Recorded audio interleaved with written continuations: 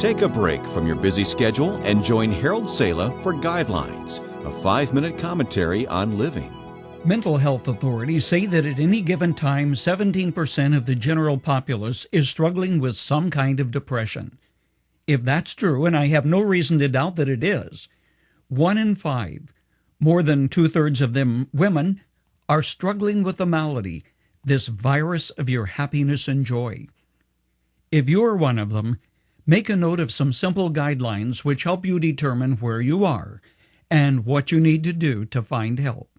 First, ask yourself, am I really there or only suffering from a momentary setback of some kind? That means you need to recognize some of the symptoms of the malady. Early warning signs of depression are withdrawal, the difficulty to face situations and people, procrastination, disregarding your appearance, a change in your appetite, a search for an escape of some kind or another. It may include drugs, alcohol, or the inability to pry yourself away from the TV. Next, take inventory of how your habit patterns have changed.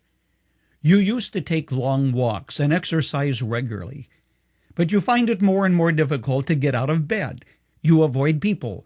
You prefer to keep the blinds pulled and watch TV. When that begins to be a pattern, you are yielding to depression. It's hard to feel depressed when you see blue sky and green grass, when you walk on the beach or on a trail, or rise early in the morning and walk briskly for a couple of miles in your neighborhood. Then ask yourself, have I caused my own problem, or is there something that I know I should do to eliminate the situation? Some depression is the result of allowing ourselves to get cornered or trapped.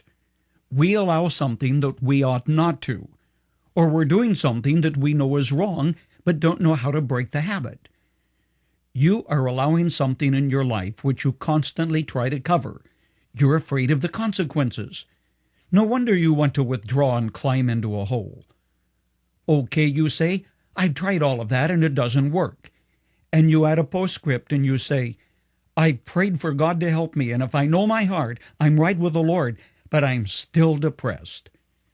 You need to voice 3 very difficult words, ones that smack of failure to you because you've always been able to handle things on your own. They are, I need help. When you have a virus that won't go away, isn't that what you tell your doctor, I need help? When your eyesight blurs, isn't that what you tell the eye doctor? So whom do you tell? Start with your husband or wife, your pastor, possibly your family physician. There are times when medication helps immensely. There are other times when it only camouflages or covers the real problem. But there's one thing that you can be sure of. God answers prayer for help in many different ways. Sometimes he gives an immediate answer, lifting the cloud of depression. Sometimes he sends someone who listens, who serves as a sounding board, who helps you see precisely what you need to do to work through the gloom. Sometimes he sends a physician who can help you in ways that you can't help yourself. A closing thought. God is not the author of depression, though some of our depression comes by ignoring the directives he gives, refusing to live as he intends us to live. He's the one who brings health, wholeness, and healing to our broken hearts and lives. He is still the healer of broken hearts, a refuge for the troubled and hurting.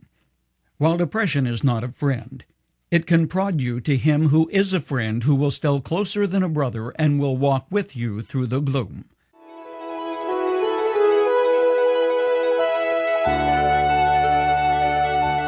You've just heard Dr. Harold Sala with Guidelines, a 5-minute commentary on living.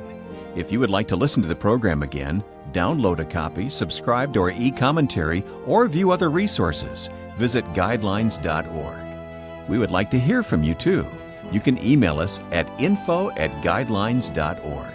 That's info@guidelines.org. Thanks for listening, and we invite you to join us again for the next edition of Guidelines.